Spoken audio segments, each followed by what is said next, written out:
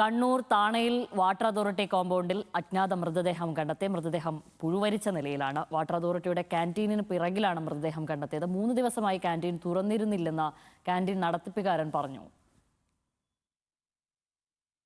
നോട്ടത്തിൽ കണ്ടത് അപ്പം ഇങ്ങനെ പുഴുവരിച്ച് മുഖം ഇങ്ങനെ പുഴുവരിച്ചിട്ടുണ്ടായി. പിന്നെ അങ്ങോട്ട് പോയില്ല. പിന്നെ പോലീസ് സ്റ്റേഷനിൽ അറിയിച്ചു. അധികം ഉണ്ടാകുന്ന ആളാണ്. സ്ഥിരമായിട്ട് ഇവിടെ കിടക്കില്ല. നമ്മളിവിടെ ഇങ്ങനെ ഒരു പ്രാവശ്യം കിടക്കുന്നത് കണ്ടപ്പോൾ പറഞ്ഞു ഇവിടെ ഇങ്ങനെ കിടക്കരുതെന്ന് പറഞ്ഞു. പിന്നെ അതിന് ശേഷം അങ്ങനെ കിടന്നിട്ടുണ്ടായിട്ടില്ല. ഇത് ഈ പറഞ്ഞ വ്യക്തി പുറമെ സംശയം വേറെ അങ്ങനെ സംശയമില്ല.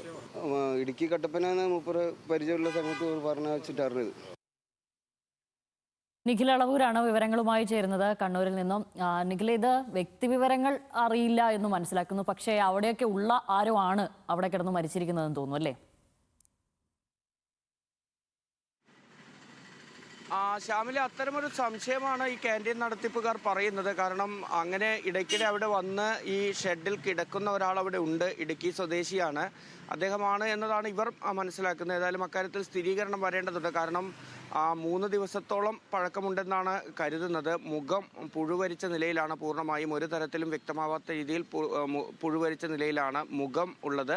ശരീരത്തിൻ്റെ കീഴ്പോട്ടുള്ള മറ്റ് ഭാഗങ്ങളിൽ വലിയ പരിക്കോ അങ്ങനെയുള്ള സംഭവങ്ങളൊന്നും തന്നെ കാണാനില്ല. ഏതായാലും പോലീസിൻ്റെ അന്വേഷണത്തിലാണ് ആരാണ് എന്ന കാര്യത്തിൽ ഒരു വ്യക്തത വരിക. ഏതായാലും കഴിഞ്ഞ വെള്ളിയാഴ്ചയാണ് ഈ ക്യാൻറ്റീൻ അവസാനമായി തുറന്ന് പ്രവർത്തിച്ചത്. അതിനുശേഷം അടച്ചിട്ട് ഇന്ന് രാവിലെ ഒരു 6 മണി ആ സമയത്തോടു കൂടിയാണ് ഇന്ന് വീണ്ടും ക്യാൻറ്റീൻ തുറക്കാൻ ഇവരെത്തുന്നത്. ആ സമയത്താണ് ക്യാൻറ്റീന് പിറകിൽ ഈ വേസ്റ്റൊക്കെ സൂക്ഷിക്കുന്ന ഷെഡിനകത്ത് ഇത്തരത്തിൽ ഒരാൾ മരിച്ച് കിടക്കുന്ന നിലയിൽ കണ്ടത്. ഉടൻ തന്നെ പോലീസിനെ വിവരം അറിയിക്കുകയായിരുന്നു. ഏതായാലും കണ്ണൂർ ടൗൺ പോലീസ് ഇക്കാര്യത്തിൽ ഇപ്പോൾ അന്വേഷണം ആരംഭിച്ചിട്ടുണ്ട്.